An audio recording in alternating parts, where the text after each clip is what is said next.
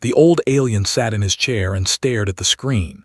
His 4 eyes were open wide. His 4 hands were very still.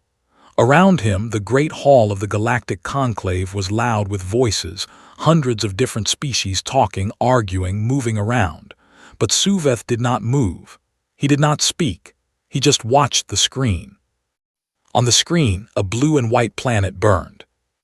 His name was Suveth, and he was 4,000 years old. He had seen wars. He had seen empires rise and fall like waves on a shore. He had watched stars die. He thought he had seen everything the universe could show him. But right now, watching that blue planet take fire from above, he felt something he had not felt in a very long time. He felt afraid. The species doing the attacking was called the Vreth. They were big, gray-skinned, and very sure of themselves. They had been building their empire for 300 years, swallowing up smaller worlds one by one, and nobody had stopped them yet. They had good ships, strong weapons, and they had no patience for caution. Their leader, a commander named Grathos, had looked at the blue planet and seen only one thing: the rare minerals buried deep in its crust. Minerals worth more than 100 star systems. He had not looked long at the small, soft creatures living on the surface. They had no faster-than-light travel. Their weapons were slow and simple. They fought each other constantly. Grathos had laughed when his science team showed him the reports. "They are not even worth talking to," he had said. "Begin the bombardment." That had been 6 hours ago. Now the eastern part of one of their largest land masses was on fire. 3 of their great cities were gone. Their sky was dark with smoke that could be seen from orbit. The Vreth fleet sat above the planet like a ring of gray metal teeth, waiting to see the little creatures below send up a white flag. In the conclave hall, many species were watching the same feed. Some were upset. Some were angry at the Vreth for breaking the rules again. A small blue delegate from the Murin world stood up and started shouting about conclave law and the rights of undeveloped species. Others joined in. The hall got louder. Suveth did not join in. He slowly reached under his desk and pulled out a very old data file. The file was sealed with 17 different locks, each one from a different dead civilization. He had carried this file for over 2,000 years. He had hoped he would never need to open it. He placed it on the desk in front of him and looked at the symbol on the front. Every species in the conclave had a symbol. Most symbols were simple: a shape, a color, a pattern. But this one was different. This symbol had been drawn by the oldest known civilization in the galaxy, a people who had been dead for 6,000 years, and they had drawn it with shaking hands. The symbol meant do not touch, do not speak to, do not look at for too long, walk away and do not come back. Below the symbol in the same ancient script were 3 words that translated roughly as, "They remember everything." Suveth set the file down and looked back at the screen. On the planet below, the creatures were called humans. They were small by galactic standards. They lived short lives, less than 100 years for most of them. They were made of soft tissue and thin bone. They needed a very specific mix of gases to breathe and a very narrow range of temperature to survive. They had no natural armor, no natural weapons, no claws or venom or hard shell. By every measure that the conclave used to rate a species, they were unremarkable. And yet, Suveth had read the file many times. He knew what was inside it: reports from ancient observer ships, notes from civilizations that had made contact with humans long ago in secret and had then quietly backed away and never gone back. There was one report from a species called the Venkai who had been watching humanity for 500 years before they finally submitted their findings to the old archive. The report was very long, but the conclusion was short. It said, "We do not understand them. We have watched them lose everything over and over again, and every single time they get back up. They get back up angry. They get back up organized. They get back up with new ideas and new weapons and new plans. We have run every model we have. We cannot find a scenario where pushing them ends well for the one doing the pushing. We recommend immediate withdrawal from their sector and permanent non-contact status." The Venkai were gone now. Nobody knew exactly what had happened to them. Their worlds were empty. Their ships were dust. Some said they had simply died out naturally. Suveth was not so sure.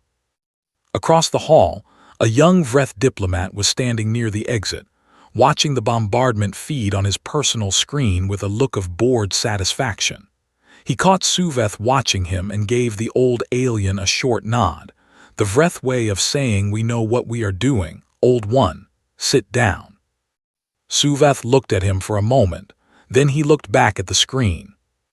Down on the blue planet something was happening. It was hard to see at first because the fires and the smoke made the surface dark, but the Conclave's deep sensors were picking up movement, not chaos, not running, movement that was organized, movement that was fast and deliberate and spreading out from every surviving city center like a pulse. Communications were going up, not broadcasts to the Vreth fleet above, not pleas for help to the wider galaxy. Internal communications. Short and directed. The sensor analysts at the Conclave feed desk were frowning at their screens. "What are they transmitting?" one of them asked. "We can't fully decode it yet," said another. "But the structure is. It looks like logistics. Inventory, coordinates, they are counting things, sorting things." "They just got hit with orbital weapons," the first analyst said. "Why are they counting things?" Suveth could have told them. He did not. He watched a delegate from the Porth Collective walk over to the Vreth diplomat and shake one of his hands. "Quick and clean," the Porth delegate said quietly. "The minerals will be extracted within the year." The Vreth diplomat smiled. Suveth stood up from his chair. He was old, and it took him a moment. Several nearby delegates looked at him with respect. He was the oldest living member of the Conclave. When Suveth stood to speak, people listened. But he did not speak to the hall. He walked slowly across the wide floor to where the Vreth diplomat was standing, and he stopped in front of him. The diplomat looked down at the old alien. Suveth was small compared to most species, thin, quiet. His 4 eyes were very dark. "You need to call your commander," Suveth said. His voice was low, almost gentle.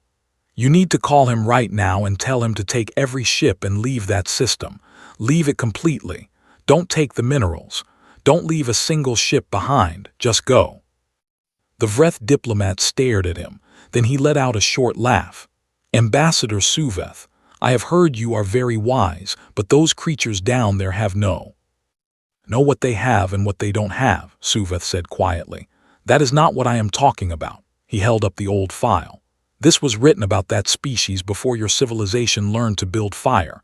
It was written by people far smarter than either of us, and every single one of them said the same thing." He set the file in the diplomat's large gray hand. "You have 3 days.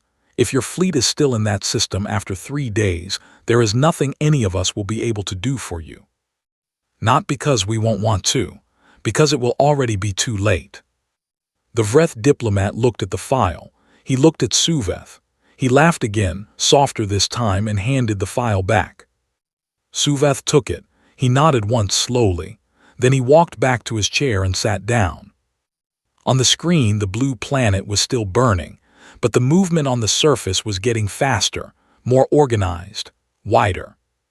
And the human communications had gone completely silent. Not the silence of defeat. The silence of people who had stopped talking and started working. Suveth closed all 4 of his eyes and waited. Commander Grathos was not a patient being. He had fought in 11 wars and won all of them. He had broken 4 species and taken their worlds. He was big even for a Vreth, and he had a long row of medals on his chest that he never got tired of looking at. He stood on the bridge of his ship, the Eternal Dominion *, and stared at the blue planet below, and he waited for what always came next. The surrender. It always came. After the first strikes, after the fires, after the cities went dark, it always came. A broken transmission, a crying leader. An offer to give up everything in exchange for stopping the pain. Grathos had heard it so many times it had become boring. He already knew what he would say in return. He had a speech prepared. But the transmission did not come. An hour passed, then 2, then 6. His communications officer kept checking her board. Nothing, not a single message directed at the fleet, no emergency frequency broadcasts, no calls to outside help, no screaming, no begging, just silence from the surface of the blue planet and a sky full of smoke. "Maybe they are all dead," said his second officer, a younger Vreth named Vethra, with some hope in his voice. He wanted the mission to be over quickly. He had plans for his leave period. "They are not all dead," Grathos said flatly. "The sensor readings show 10 billion life signs, mostly undisturbed below the impact zones. They are alive. They are just not talking to us." "Then why?" "I don't know." He said it quickly because he didn't like saying it. He turned to his science officer. "Tell me what they are doing down there." The science officer, a thin creature named Sek, had been staring at her sensor board with growing confusion. She turned around slowly.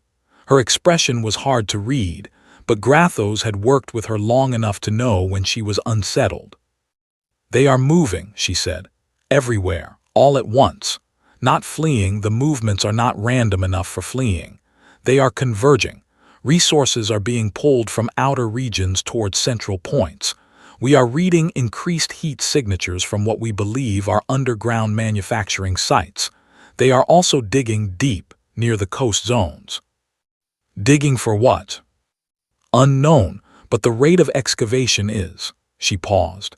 "It is very fast, Commander, faster than should be possible with the tools we believe they have." Grathos frowned. "They had no space weapons before we arrived. They had no energy shields. Their fastest vehicle could not reach us in orbit without burning up." He looked back at the planet. "What are they going to do? Throw rocks at us?" Sek did not answer right away. She turned back to her board. After a moment she said quietly, "They might." Grathos decided he did not like this planet. Down below the clouds and the smoke and the burning edges of broken cities, a man named Dmitry Volkov was pushing a cart full of copper wire through a tunnel that had not existed 4 days ago. The tunnel was rough and lit by portable lights and smelled of fresh earth and machine oil, and it was full of people doing the same thing he was doing, moving things from one place to another as fast as they could. Dmitry was 53 years old. He had been a mechanic before this. He had fixed trucks and engines and once, for 6 months, agricultural machines in a country that was no longer his. He was not a soldier. He had never thought of himself as one. But 2 days ago a woman in a yellow vest had come to his building and told him where to go and what to bring, and he had gone because what else was there to do? He thought about his daughter in Kiev. The strike had not hit Kiev. She was fine. She had sent him a message, 3 words, "We are ready." He had sent 3 words back, "So are we." That had been 2 days ago. Neither of them had sent anything since. There was nothing to say. They both knew what needed to be done. Around the world, this same quiet was happening in 1,000 places. A teenager in Mumbai was helping to load solar panels onto a freight truck headed north. An old farmer in the flatlands of Argentina was driving a tractor full of fuel canisters toward a small airfield where people were doing things to old aircraft that the aircraft had never been designed for. A group of engineers in a city in Japan had not slept in 36 hours and were staring at a design on a wall and arguing in low, focused voices about weight ratios. Nobody was panicking. That was the strange thing. That was always the thing that people from outside could never understand. Humans had been through plagues and famines and floods and wars that had killed millions of them. They knew what disaster felt like. They knew the shape of it. And when disaster came, there was a part of the human mind that had been trained over 100,000 years of survival to stop feeling and start counting. Count the food. Count the water. Count the people. Count what you have. Count what you need. Make a plan, work the plan. It was not bravery exactly. It was something older than bravery. It was habit. The conclave observer ship sat at the edge of the system, far back from the action, running full passive scans. Ambassador Suveth was in his observation room with 3 of his staff, watching the sensor data come in. His staff were quiet. They had been quiet for most of the past day. One of them, a young Ilhari named Toss, finally spoke. "Ambassador, the humans have not asked for help." "No," said Suveth. "They have not tried to negotiate." "No. They have not even acknowledged the Vreth fleet." "No." Toss looked at his screen. "What does that mean?" Suvath was quiet for a moment. "It means they are not thinking about the Vreth fleet," he said. "They are thinking about what comes after the Vreth fleet." Toss stared at him. "But they don't have the technology to." "They didn't have it yesterday," Suvath said. He pointed at the heat signatures coming from the surface. "Look at those readings. Those are forges. Those are fabrication plants. They are building things we have not seen in their possession before." He pulled up a second screen. "And look at this deep space scanning sector-wide. They sent a signal out yesterday, not to us, not to the Vreth, outward, into open space." "What did it say?" Suveth turned the screen so Toss could read it. It was short. 3 sentences, translated into 12 different languages spoken by species within 20 light-years of Earth. The message was the same in all of them. "We have been attacked. We are responding. Stand clear of our sector for 60 days. Not help us, not we surrender, not even we are afraid. Stand clear," as if a response was already decided, as if it was already in motion, as if 60 days was all they needed, and the only thing they wanted from the rest of the galaxy was room to work. Toss sat back in his chair and said nothing for a long time. Then he said, "Should we be worried, Ambassador?" Suvath looked at the screen. He thought about the file. He thought about the Venkai. He thought about all the ancient reports and all the old warnings and all the dead civilizations that had once, a very long time ago, looked at this small blue world and made a choice they could not take back. "Not us," he said. "We did not hit them, we never hit them, we should be fine." He paused, "Probably." Toss did not find this as comforting as he had hoped. On the Eternal Dominion *, Commander Grathos had received a formal message from the Galactic Conclave. It was polite in the way that all official Conclave communications were polite, very long sentences with very little warmth behind them. It told him that the Conclave was concerned about the attack on the human world. It told him that the Vreth Dominion was in violation of 3 separate protective statutes. It told him that the Conclave was prepared to offer the Vreth full reparations, a formal trade agreement worth 40 years of economic benefit, and diplomatic protection from 6 rival empires, all of it, all at once, everything on the table, if the Vreth fleet would simply leave the human system immediately. Grathos read the message twice. He found it very interesting. The Conclave never offered that much. They barely offered anything. They were famous for their stinginess in negotiations. "Why are they so eager to buy us off?" Vethra asked. "Because they are afraid of what happens if we stay," Grathos said slowly.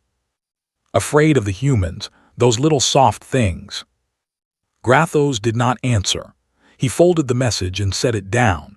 He thought about the silence from the surface, the digging, the forges, the signal sent outward into space. He thought about old Ambassador Suvath standing in front of him in the Conclave Hall, quiet and serious, and carrying a file sealed in 17 dead languages. For just a moment, something moved through him that he could not name. He pushed it down hard. He was Grathos. He did not feel things he could not name. "Send a response," he said. "Tell them we decline. Tell them the minerals belong to the Vreth Dominion now and the planet belongs to us." He turned back to the window and the blue world below. "And get me a full readout on what they are building down there." Outside in the dark of space, the planet turned slowly. The fires on its surface were smaller now, not because things were getting better. Because the humans had already moved past the fires. They were somewhere further ahead working on something else, something new. The silence continued. But it was getting louder. On the 96th hour after the first strike, something came up from the shadow of the earth. The breath sensor officer saw it first, and for a long moment she said nothing. She just stared at her screen, counting. Then she counted again. Then she said in a voice that was much quieter than normal, "Commander, you need to see this." Grathos walked over. He looked at the screen. He looked at the shapes rising from the planet below, not military ships, not warships, not anything with a clean design or a recognizable weapons profile.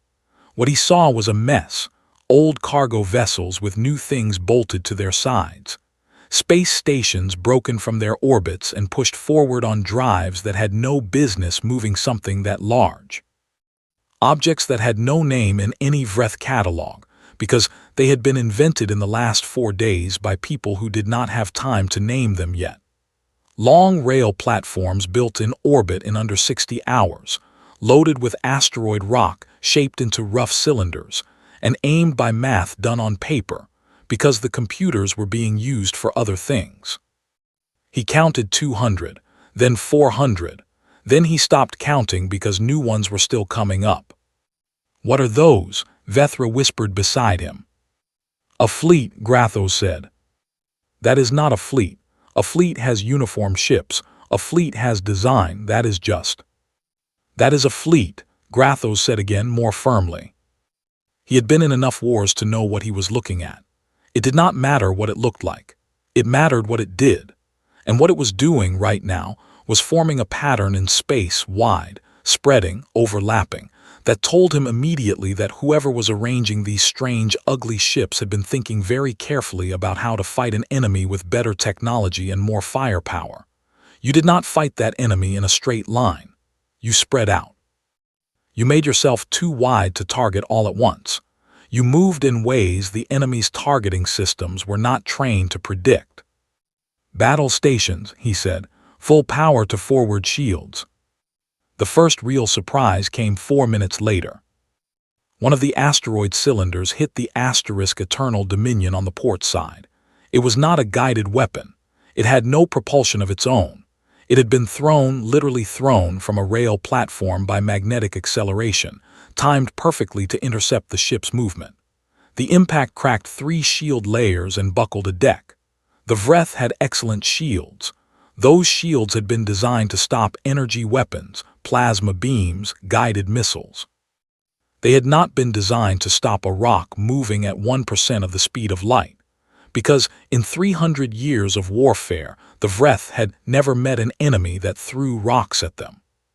"Shields holding," the damage officer said, "but we have stress fractures in Sector 9. On the communication channels, human voices were loud and fast and overlapping. The Vreth translation systems were working hard to keep up. At first, the Vreth officers had expected to hear battle commands: target this, fire there, fall back to formation. Instead, they heard arguments. Live, open, real-time arguments between human commanders on different ships about the best way to attack. Someone was proposing using 2 old fuel tankers as a distraction while the rail platforms reloaded. Someone else was saying that was too slow and suggested something involving a cargo ship and a lot of loose metal debris as a dispersal screen.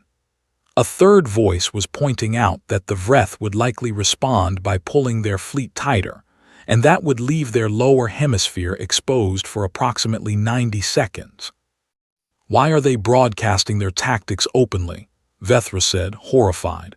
"We can hear everything they are saying. We can adapt to anything they plan." "I know," Grathos said. His voice was very flat. "Then why?" "Because by the time we adapt," Grathos said slowly, "they will be doing something else." He was right. The plan with the fuel tankers lasted exactly 3 minutes before it was changed. The new plan lasted 2. Then it was changed again. The human fleet was not following a single battle plan. It was running dozens of small plans at once, changing each one based on what was working, dropping what was not working within minutes, and pulling together the pieces that were surviving into new shapes on the fly. There was no single commander giving orders. Or rather, every commander was giving orders to their own small section, and all the sections were talking to each other constantly, arguing and adjusting and adapting in real time. The Vreth had a battle computer that could run 400 scenarios per second. The human fleet, somehow, was changing faster than 400 scenarios per second. Not because they were smarter than a computer, but because there were thousands of them, all thinking at once, all feeding information in, all pushing their best ideas to the surface in the middle of a firefight without stopping to wait for permission. Sek, the science officer, pulled Grathos aside after the first hour. Her face was troubled. "Commander, I am running analysis on their engineering. Those modifications on the cargo vessels, some of them were done in less than 12 hours. The metallurgical joining is rough but functional. The energy routing on their improvised weapons is inefficient but clever. They are not using any technology we have ever shared with them. They invented all of it in 4 days." "They did not invent it," Grathos said. "They had the knowledge.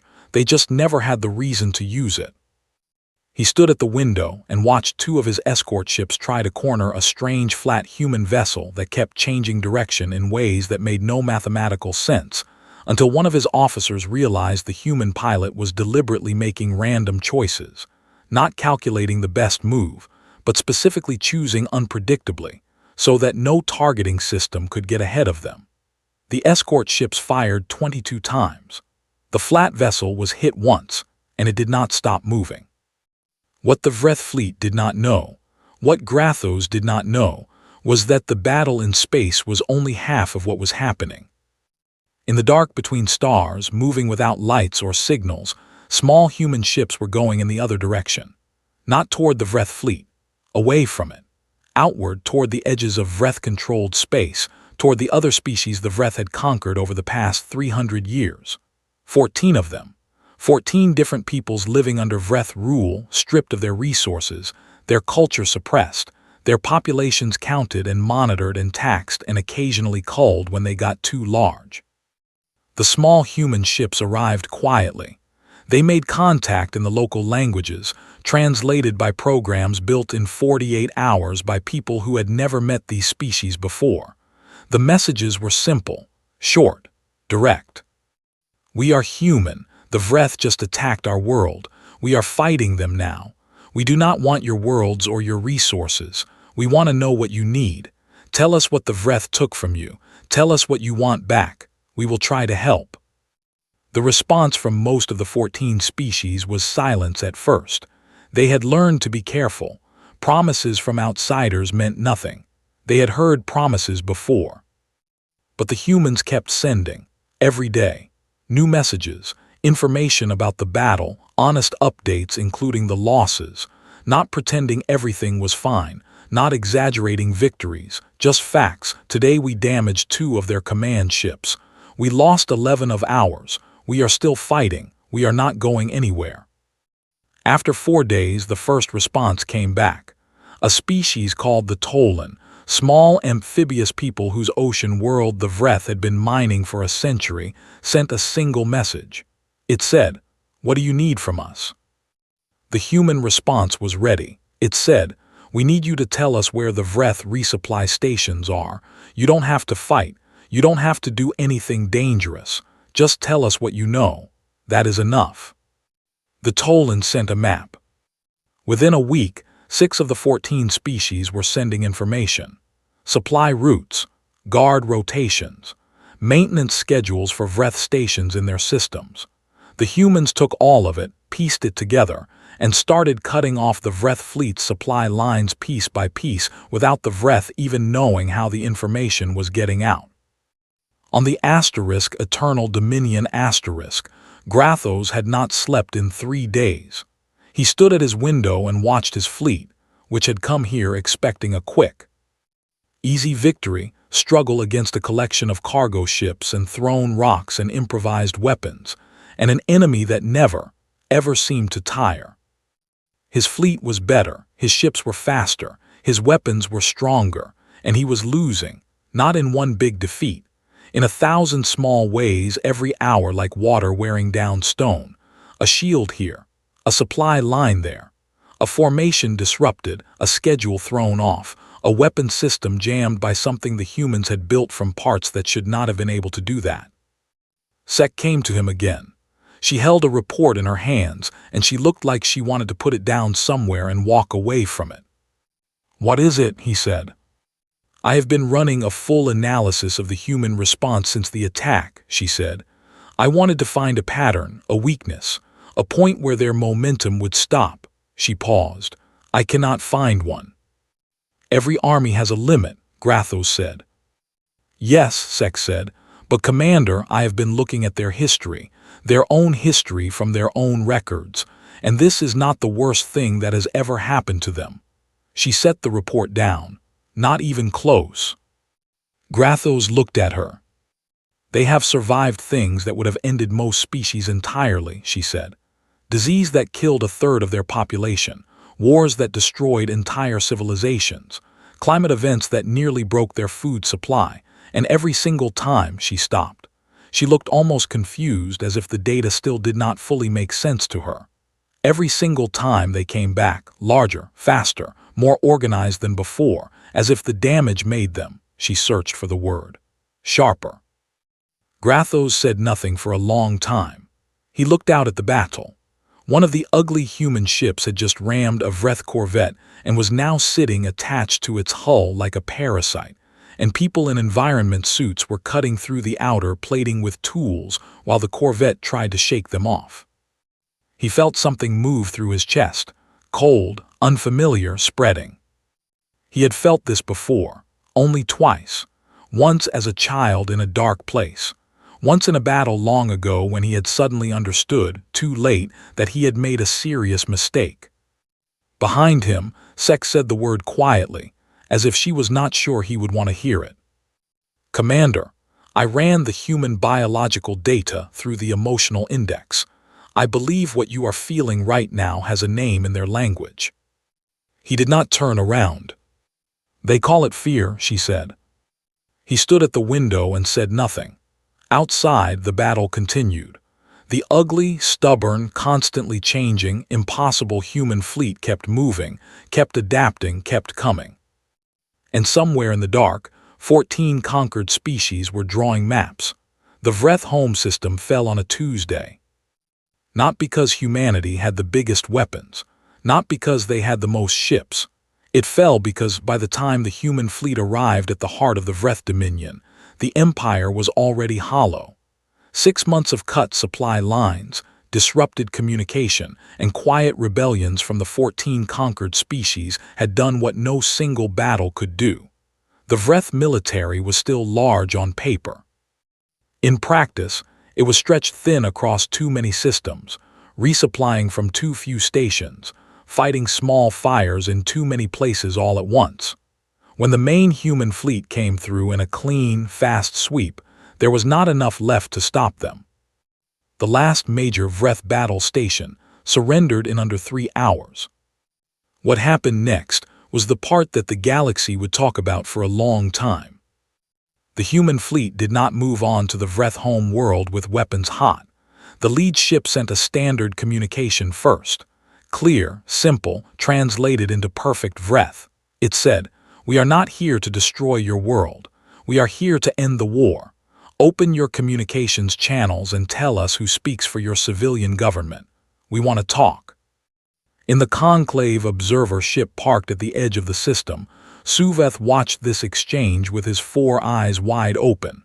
Beside him, his assistant Toss had stopped pretending to take notes. He was just watching. "They could take the whole planet," Toss said quietly. "Right now, nothing is stopping them." "I know," Suveth said. "Why aren't they?" Suveth did not answer right away. He watched the communication feeds. On one channel, a human commander was talking to a Vreth civilian official in a calm, businesslike voice, asking about population centers and food distribution, and which landing zones were safe. Not safe for the humans, safe for the Vreth civilians. On another channel, a human medical ship was requesting coordinates for the nearest Vreth hospital so they could send supplies. "Because they have done this before," Suveth finally said. "Not with us, with each other. They have a very long history of tearing each other apart and then having to live together afterward. They learned something from it." He paused. They learned that how you end a war matters more than how you win it. Commander Yara Osai was 39 years old and had not planned on being in charge of anything this large. She had been a ship commander, a good one, known for being direct and practical and very hard to rattle. And then the war had started, and things had kept happening, and now she was standing on the surface of a Vreth colony world with dust on her boots and a translator device in her ear, and a line of Vreth civilians watching her from behind a low wall. They were bigger than her, gray-skinned, heavy-boned, dark-eyed. Some of them were holding their children close. The children were smaller versions of the adults with the same dark eyes, and they stared at Yara with expressions she recognized perfectly because humans made the same face. They were scared. They were trying not to show it. They were watching her hands to see if she was going to do something terrible. She kept her hands visible. She kept them still. "My name is Yara Osai," she said, and waited for the translator to push it through. "I am not here to take anything from you. I know that is hard to believe right now. I know you have no reason to trust us. We are going to set up a distribution point for food and water on the north side of this settlement. You don't have to come. Nobody will be forced to come. But if you need anything, it will be there." She turned and walked back to her people. She did not wait to see their reaction. She did not want them to feel watched. That evening, the distribution point was crowded. She went back 4 days later and sat with a group of Vreth elders in a low building that smelled of something like dust and sweet oil. They looked at her across the table with the same careful eyes the children had used. She asked them about the land, about what the Dominion had taken, about what the settlement had been like before the Empire expanded to include them. She listened. She did not talk much. When she did talk, she was honest. She told them the truth about the war, about what had happened, about what she thought would happen next. She did not make promises she couldn't keep. She told them clearly when she didn't know something. By the time she left, one of the elders was walking her to the door. He said something in Vreth that the translator took a moment with. It came out as, "You argue with each other a lot." She had brought 2 of her staff members, and they had disagreed with each other about 3 things during the meeting. She laughed. "Yes," she said, "we do." He made a sound that might have been something like a laugh also. The capture of Commander Grathos was not dramatic. There was no last stand, no great final battle. He was found sitting in the command chair of the Eternal Dominion *, which was drifting unpowered in the outer edge of the home system after taking severe damage in the last engagement. Most of his crew had already evacuated. He had stayed. Whether this was stubbornness or some sense of responsibility, nobody was certain. The human boarding team found him in the dark, in a broken ship, in a chair that was still slightly smoking from an electrical fire that had been put out hours ago.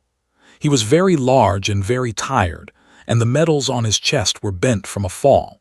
He looked up when the lights of the boarding team hit him, and he said something that the translator rendered as, "I expected you to be bigger." The team leader, a young man named Corporal Haas, said, "We get that a lot." They gave Grathos water. This confused him more than anything else that had happened in the entire war. He looked at the container in his large gray hands. He looked at the young human who had given it to him. He looked back at the container. "Why?" he said. "Because you look thirsty," Haas said simply. "Drink it, we have a long trip." Grathos drank it. He said nothing for a long time. Then, when they were moving him toward the exit, he said, "What happens to me now?" "Trial," Haas said. Grathos stopped walking. The word went through the translator and he clearly knew what it meant because his expression changed. "A trial," he repeated. "You are putting me on trial." "Yes." "For what?" "For what you did," Haas said. "For the attacks on Earth, for the people you killed, for the 14 species whose worlds you occupied." He kept walking and gestured for Grathos to follow. "You'll have a defense attorney, someone who will speak on your behalf and make the best case they can for you. The trial will be public. Every civilization in the conclave has been invited to watch." Grathos walked in silence for a moment. Then he said, A defense attorney. Yes. Someone whose job is to help me. Yes. Even though I attacked your world. That is how it works, Haas said. He held a door open for the large gray commander who had started a war with his entire species. It doesn't always feel fair, but it is what we do. The trial was broadcast on every conclave frequency available. It ran for 6 weeks. Every session was watched by billions of beings across hundreds of species. Legal scholars who had studied law for their entire careers sat and took notes and argued about what they were seeing. Philosophers wrote papers. Species that did not have courts the way humans had courts sent observers to sit in the gallery and take recordings back home. The humans had built a proper courtroom. A human judge sat at the front, a human prosecutor, a human defense attorney, rules about what could be said and how and when, rules about evidence, rules about what the accused was allowed to do and not do, rules about how the sentence would be decided and by whom, all of it written down, all of it followed. Grathos did not understand most of it, but he noticed that the rules applied to everyone equally, including the people prosecuting him. When the prosecutor tried to introduce evidence that the defense attorney objected to, the judge stopped it, even when the evidence was clearly true, because the rules about how evidence was collected mattered as much as the evidence itself. This confused him enormously. After the 4th week, during a recess, he sat in a holding room with his attorney, a very serious woman named Advocate Chen who had taken the case because she believed in the process, not because she liked what Grathos had done, and he asked her, "Why do your rules protect me? I attacked your people." Chen looked at him over her reading materials. "Because the rules are not about you," she said. "They are about what we want to be. If we only follow our own rules when it is convenient, they are not rules. They are just excuses." Grathos sat with that for a long time. Outside, a reporter from a conclave news service asked Commander Yara Osai why humanity had chosen a trial instead of simply punishing Grathos and the Vreth High Command directly. She was standing outside the courtroom building, still in her field uniform, still with dust somewhere on her boots, drinking something hot from a small cup. She thought about the question for a moment.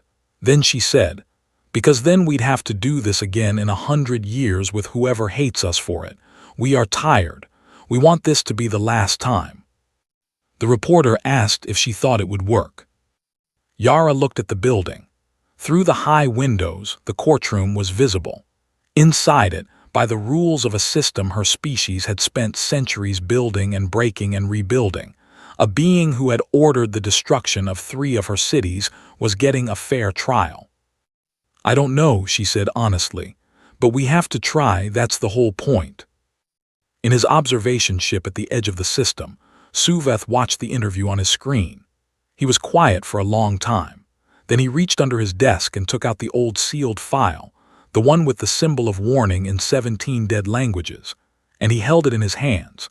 He thought about all the civilizations that had written warnings about this small, strange, short-lived species. He thought about all the careful, frightened advice to stay away, to leave them alone, to never wake them up. They had all been right, he thought, and they had all been wrong. He set the file down on the desk. He did not put it away. He left it there, open, and when a fine toss to tell him to begin preparing a very different kind of report. The universe, he thought, was about to need some updated files. The letter arrived at the Galactic Conclave on a quiet morning. It was not a dramatic thing. It came through the standard diplomatic channel, written in clean formal language, stamped with the seal of the human unified government. The conclave clerk who received it almost set it aside with the other routine correspondence before he noticed the subject line. He read it twice. Then he walked it personally to the conclave high secretary's office and set it on the desk without saying a word. The high secretary read it. She put it down. She picked it up again. She called an emergency session of the full conclave assembly for the following morning.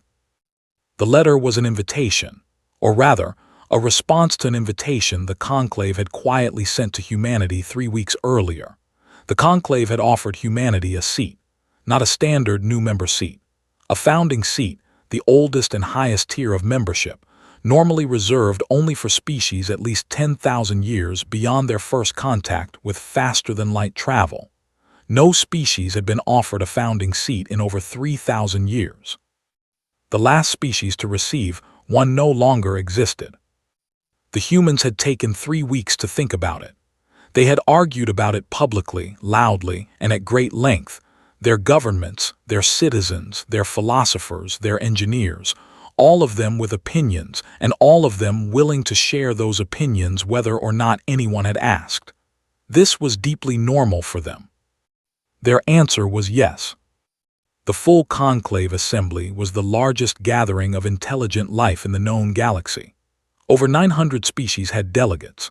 The hall was so large that sound traveled slowly across it, and translation systems ran constantly in the air like a low hum that you stopped hearing after the first few minutes. Species that breathed different gases sat in sealed sections. Species that communicated through color or sound or touch had special interpreter stations along the walls. The hall had been designed to fit everything the galaxy had made, every mind that had ever looked up at the stars and wondered if anyone else was out there. When the human delegation walked in, the hall went very quiet. There were 12 of them. They were small as humans went by galactic standards, soft-looking, dressed in clothing that was plain but carefully chosen. They walked with their heads up and their hands visible. Commander Yara Osai was at the front. She had been chosen as Earth's first conclave ambassador, not because she was the most powerful or the most decorated, but because she had shown, over and over in the past year, that she knew how to be in a room with people who were afraid of her and not make it worse. She stopped at the center of the floor, where a new seat had been placed, a founding seat, older than most of the species in the room, carved from material that had been part of the original conclave chamber 10,000 years ago. She looked at it for a moment. Then she sat down. The silence continued. Then from somewhere in the back of the hall something started. It was faint at first, a sound, or a movement, or a combination of both depending on the species making it. It spread slowly outward from that back section, passing from one species to the next in different forms. Some vibrated, some clicked, some raised limbs, some changed color. The translation system strained and then produced a single word for all of it. Applause. Not every species was clapping. Several were visibly uncomfortable. A few were openly unhappy. There were still fear and uncertainty in that hall, and Yara could see it, and she did not pretend she couldn't. She was not there to be liked. She was there to work. Ambassador Suveth spoke last. He always spoke last. It was tradition. The oldest voice in the chamber gave the closing statement on any matter of great significance. He was 4,000 years old, and he moved slowly to the speaker's platform, and the hall, which had been loud with debate for 6 hours, went completely still. He stood at the platform for a moment without speaking. He looked out at the hundreds of species looking back at him. He looked at the human delegation. He looked at Yara Osai, who met his gaze calmly and did not look away. He had prepared a speech. He set it aside. He had been thinking. He said about why he had kept that old sealed file for 2,000 years. He had carried it because he thought of it as a warning, a thing to be afraid of, but he had been wrong about what was inside it because he had been wrong about what made humanity dangerous. He told them about the Venkai, the ancient civilization that had watched humanity for 500 years and then backed away very carefully and never went back. He told them about their report. He told them about the 12 other civilizations in the archive that had all reached the same conclusion. Do not touch these creatures. Do not wake them. Walk away. Then he told them about what he had actually seen in the past year. He had seen a species take the worst thing that had ever happened to them and turn it, inside 96 hours, into motion. Not revenge. Motion. Forward movement. Planning. He had seen them fight in a way no military academy could teach, not because of their weapons but because of their minds, thousands of individual minds working in the same direction while still arguing with each other about the best way to go. He had seen them reach across space to 14 conquered peoples they had never met and ask, not command, ask for help, and offer help in return. He had seen them win a war, and then immediately start worrying about the people they had defeated. He had watched them give the commander who attacked their home world a defense attorney. He paused, he looked out at the hall. "We feared them," he said. "Every ancient civilization that ever came near that blue planet feared them. We all said the same thing in different languages. Do not wake them, do not anger them, do not make them your enemy." He was quiet for a moment. But not one of us ever asked the more important question: what would it mean to make them your friend? The hall was very still. "We did not fear what they would do to us if we angered them," he said. "The truth, which I have understood only recently, is that we feared what they would make us want to become." He looked at Yara Osai. "They are the only species I have ever encountered that consistently believes, not knows, not hopes, but believes that things can be better, that the future can be improved, that the damage can be repaired, that the enemy of today can, with patience and work and honesty, become something else." He paused one more time, and then they act on it every time, even after catastrophe, especially after catastrophe. He stepped back from the platform. "The seat was offered and accepted. That is all I have to say." He walked slowly back to his place, and he sat down, and he looked at his hands for a long time. After the session ended, Yara found him standing in a side corridor, looking out through a wide window at the stars. She stood beside him. Neither of them said anything for a while. They were very different beings, one ancient, with 4 eyes and 4 hands and 4,000 years of memory, and one young, short-lived, tired from a year of war and decision-making, with dust permanently embedded in the lines of her boots. "You knew," she said after a while, not accusing, just saying it. "I suspected," he said. "Knowing and suspecting are different things. You could have warned us before the attack. You could have sent us a message, told us to be ready." He was quiet for a moment. "Yes," he said.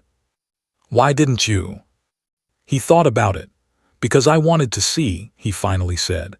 "I am ashamed to say it, but I had read about your species for a very long time and I wanted to see if the old reports were true." He looked at her.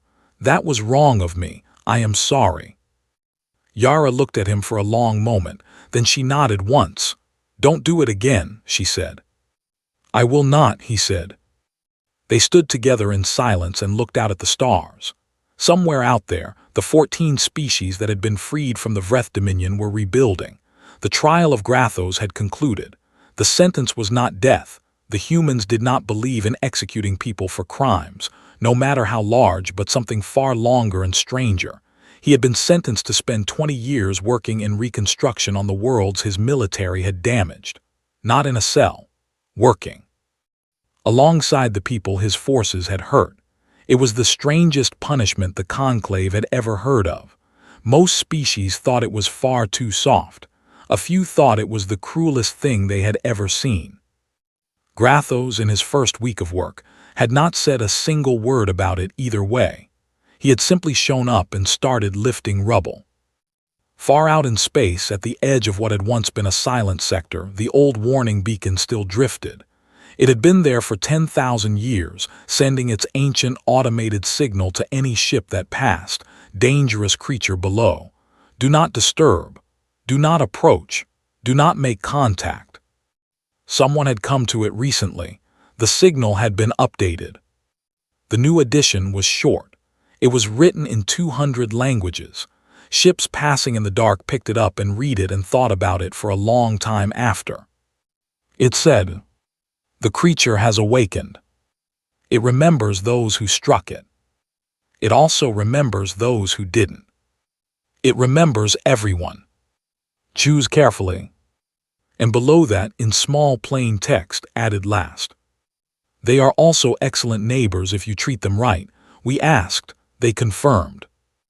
Ambassador Suveth of the Ilhari, Year 4201 asterisk. The beacon drifted on through the dark. Ships passed. They read it. Some turned away. Some did not.